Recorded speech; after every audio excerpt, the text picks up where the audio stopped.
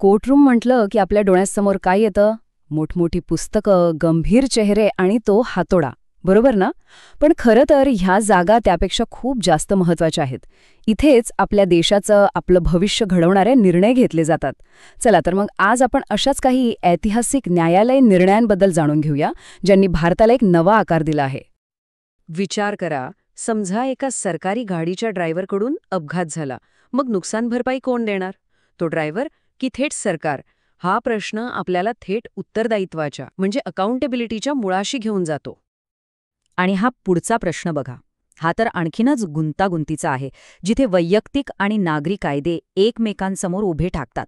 म्हणजे एखाद्या व्यक्तीला दुसरं लग्न करायचं असेल तर ती व्यक्ती फक्त धर्म बदलून कायद्याच्या कचाट्यातून सुटू शकते का? आणि आता सगळ्यात मोठा, सगळ्यात कठीण आणि तितकाच महत्वाचा प्रश्न. जीवन आणि मृत्यूचा निर्णय घेण्याचा हक्क नक्की कोणाला आहे? त्या व्यक्तीला, तिच्या कुटुंबाला की कायद्याला? हे प्रश्न फक्त हवेतले नाहीत बरं का. आपल्या न्यायालयांना वेळोवेळी या कठीण प्रश्नांची उत्तरं द्यावी लागली आहेत. आणि त्यांच्या प्रत्येक उत्तराने देशातील कोट्यावधी लोकांच्या आयुष्यावर आणि त्यांच्या हक्कांवर थेट परिणाम केला आहे. आज आपण याच उत्तरांचा मागोवा घेणार आहोत. चला मग सुरुवात करूया आपल्या पहिल्या भागापासून. यात आपण पाहणार आहोत की कायद्यासमोर सर्व समान आहेत, अगदी सरकारसुद्धा. हे तत्त्व आपल्या न्यायालयाने कसं प्रस्थापित केलं? या टेबलमध्ये 3 जबरदस्त केसेस आहेत, ज्यांनी सत्तेच्या जबाबदारीची चौकटच आखून दिली. पहिली केस विद्यावती. यात कोर्टाने अगदी स्पष्ट सांगितलं की सरकारी कर्मचाऱ्याच्या चुकीसाठी थेट सरकार जबाबदार आहे. त्यानंतर आहे चंद्रिमा दास केस. यात तर हे तत्त्व आणखी व्यापक झालं. रेल्वे कर्मचाऱ्यांनी एका परदेशी महिलेवर अत्याचार केला आणि त्यासाठी थेट रेल्वेला म्हणजे भारत सरकारला जबाबदार धरलं गेलं. यातून एक खूप मोठा संदेश दिला गेला की मूलभूत हक्क आणि संरक्षण हे फक्त भारतीय नागरिकांपुरते मर्यादित नाहीत. आणि तिसरी रतलाम केस. यात तर कोर्टाने कर्तव्याची आठवणच करून दिली. नगर परिषदेने पैशांची अडचण सांगून जबाबदारी टाळायचा प्रयत्न केला, पण कोर्टाने ठणकावून सांगितलं की सार्वजनिक कर्तव्य पार पाडण्यासाठी कोणतीही सबब चालणार नाही. म्हणजे थोडक्यात काय तर या निकालांनी एक गोष्ट दगडावर कोरून ठेवली: सरकार किंवा कोणतीही सरकारी संस्था आमच्याकडे पैसे नाहीत किंवा पीडित व्यक्ती भारताची नागरिक नाही असं कारण देऊन आपली कर्तव्य आणि जबाबदारी झटकू शकत नाही. हा आपल्या हक्कांचा एक खूप मोठा आधार आहे.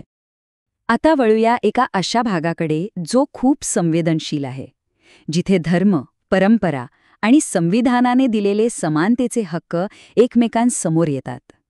हा आहे वैयक्तिक कायद्यांचा गुंतागुंतीचा प्रदेश. जणू काही एक चक्रव्यूहच आहे. सरला मुद्गल केसच्या आधी एक गमतीशीर आणि तितकीच गंभीर पळवाट वापरली जायची. हे बघा कसं ते.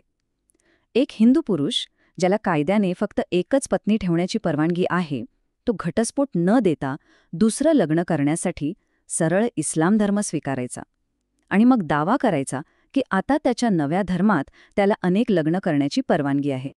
पण सुप्रीम कोर्टाने सरला मुद्गल केसमध्ये या पळवाटेला असा काही टाळा ठोकला की ती कायमची बंद झाली.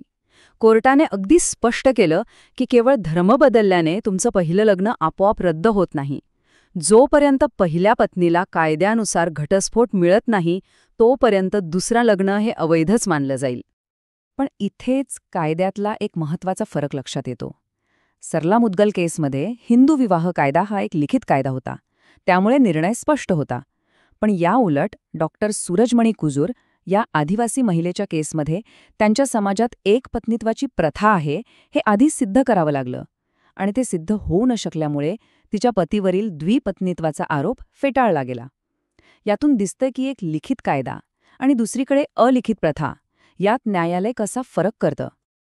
आता वैयक्तिक कायद्यामधलाच आणखी एक महत्त्वाचा निकाल, तो म्हणजे डॅनियल लतिफी केस. शाह बानो प्रकरणानंतर बनवलेल्या कायद्याचा अर्थ लावताना कोर्टाने स्पष्ट केलं की घटस्फोटित मुस्लिम महिलेला फक्त इद्दतच्या काळापुरती नाही तर तिच्या संपूर्ण भावी आयुष्याची हमी देणारी वाजवी आणि न्याय्य तरतूद मिळवण्याचा हक्क आहे.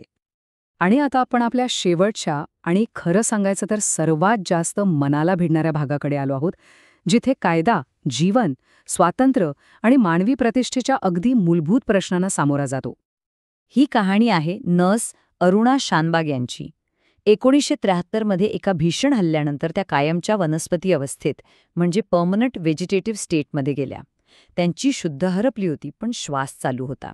आणि मुंबईच्या केईएम हॉस्पिटलच्या नर्सेसनी त्यांची अविश्वसनीय म्हणजे अक्षरशः आईच्या मायेने काळजी घेतली. 36 वर्ष. विचार करा, तब्बल 36 वर्ष त्या एकाच अवस्थेत होत्या. अखेर त्यांच्या या वेदना संपवण्यासाठी त्यांना शांतपणे मरू देण्याची परवानगी मागणारी याचिका सुप्रीम कोर्टात दाखल झाली.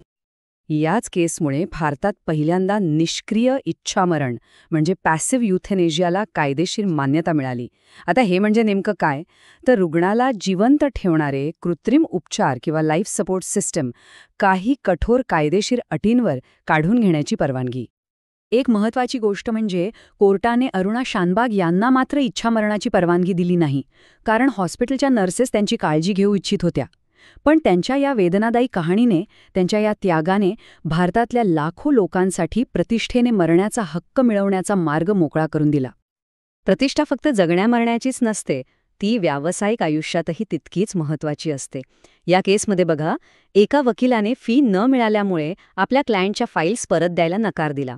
पण कोर्टाने स्पष्ट केलं की वकिलाला असं फाईल्सना वेठीस धरण्याचा काहीही अधिकार नाही, कारण त्या फाईल्स म्हणजे काही विकण्याची वस्तू नाहीत, तर त्या व्यक्तीच्या न्यायाच्या लढाईचा एक अविभाज्य भाग आहेत. तो मग या सगळ्या केसेसमधून आपण काय शिकतो? हे फक्त इतिहासातले जुने निकाल नाहीयेत, तर ही जिवंत तत्त्वं आहेत जी आजही आपल्या कायद्याला आणि समाजाला योग्य दिशा दाखवत आहेत. या संपूर्ण विश्लेषणातून काही गोष्टी अगदी स्पष्ट झाल्या आहेत. 1. सरकार कायद्यापेक्षा मोठं नाही. 2. मूलभूत हक्क सर्वांसाठी आहेत. 3. सार्वजनिक कर्तव्य कोणत्याही सबबीखाली टाळता येत नाही. 4. धर्माचा वापर फसवणुकीसाठी करता येत नाही. 5. जगण्याच्या हक्कासोबतच प्रतिष्ठेने मरण्याचा हक्कही महत्त्वाचा आहे. आणि 6. व्यावसायिक नीतिमत्ता ही सर्वात श्रेष्ठ आहे. पण कायद्याचा हा प्रवास इथेच थांबत नाही. तो अविरत चालू राहतो. समाज बदलतो तशा नव्या गरजा, नवे प्रश्न निर्माण होतात. त्यामुळे जाता जाता एक प्रश्न मनात येतोच की बदलत्या समाजानुसार कायद्याला आता पुढचा कोणता नवीन मानवी हक्क परिभाषित करावा लागेल, यावर विचार करायला हरकत नाही.